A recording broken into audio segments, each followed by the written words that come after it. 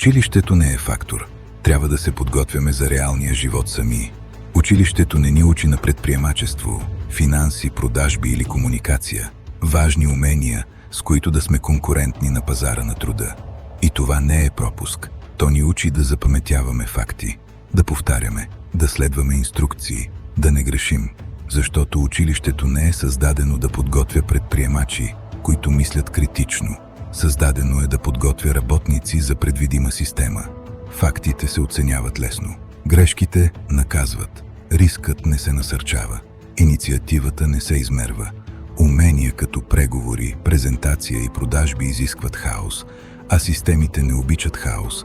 Затова училището оптимизира за една цел – стандартизация. Не защото е зло, а защото е ефективно в мащаб.